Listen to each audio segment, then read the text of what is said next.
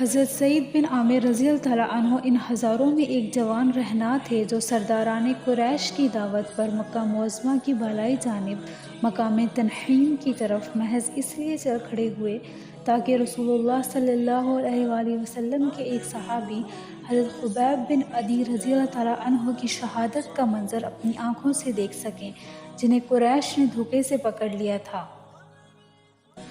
اس کے شراب فراواں اور ابھرتی ہوئی جوانی نے انہیں اس قابل بنا دیا تھا کہ وہ لوگوں کے کندھے پھلانگتا ہوا ابو سفیان بن حرب اور صفوان بن امیہ جیسے سرداران قریش کے برابر کھڑا ہو سکے۔ وہاں ان دونوں کے سوا اور بھی شاہ سواران عرب موجود تھے جو اگلی صفوں میں بیٹھے ہوئے تھے۔ انہیں اس طرح یہ موقع ملا کہ قریش کے اس اسیر کو بچشم خود دیکھ سکے۔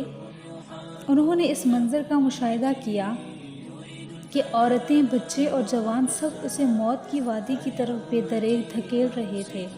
ان کا مقصد یہ تھا کہ وہ اس صحابی رسول صلی اللہ علیہ وآلہ وسلم کو شہید کر سکیں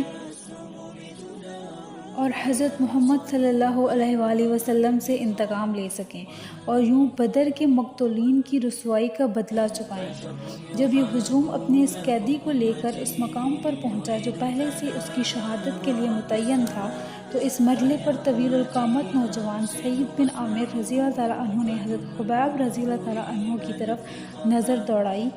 سرداران قریش اسے کشاں کشاں تختہ دار کی طرف لے جا رہے تھے۔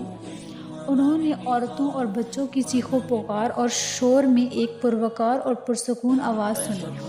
حضرت خبیب رضی اللہ تعالیٰ عنہ فرما رہے تھے، اگر تمہارے لیے ممکن ہو تو مجھے 2 رکعت نماز پڑھنے دو۔ پھر سعید بن عامر رضی اللہ تعالیٰ عنہ نے دیکھا کہ حضرت خبیب رضی اللہ تعالیٰ عنہ کعبہ رخ کھڑے ہو کر 2 رکعت نماز پڑھ رہے ہیں۔ یہ 2 رکعتیں کیسی تھیں؟ اتنی حسین، اتنی مکمل۔ اس کے بعد انہوں نے دیکھا کہ قوم کے سرداران کی طرف منہ کر کے خبیب رضی اللہ تعالیٰ عنہ کہہ رہے ہیں، باخدا اگر مجھے اس بدگمانی کا اندیشہ نہ ہوتا کہ تم کہیں یہ نہ سمجھ بیٹھو کہ میں نے نماز کو موت کے ڈر سے طوالت دی، تو میں نماز میں اور زیادہ وقت صرف کرتا۔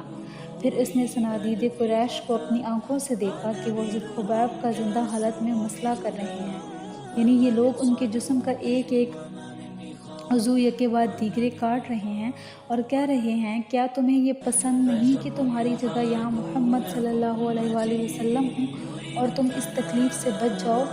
ان کا اس حالت میں کہ خون کے دھارے جسم سے پھوٹ رہے تھے جواب یہ تھا، خدا کی قسم مجھے یہ قطعاً نہیں پسند کہ میں اہل و عیال میں امن اور چین سے رہوں اور حضرت محمد صلی اللہ علیہ وآلہ وسلم کو ایک کانٹا بھی چبھے۔ پھر جناب سعید بن عامر نے دیکھا کہ لوگ فضا میں ہاتھ ہلا ہلا کر کہہ رہے ہیں، اسے مار ڈالو، اسے مار ڈالو۔ اس کے بعد انہوں نے حضرت خبیب رضی اللہ تعالیٰ عنہ کو دیکھا، وہ تختہ دار پر اپنی نظریں آسمان کی طرف اٹھائے ہوئے اللہ تعالیٰ سے التجا کر رہے ہیں، الہی ان سب ظالموں کو شمار کر لے اور انہیں تباہی کا مزہ چکھا اور ان میں سے کبھی کسی کو معاف نہ کر۔ یہ کہہ کر انہوں نے زندگی کی آخری سانسیں لیں۔ یہ وہ لمحہ تھا جب ان کا جسم تلوار اور نیزوں کی ضربات سے چور تھا اور اتنے زخم کھا چکا تھا کہ جن کا شمار نہیں کیا جا سکتا۔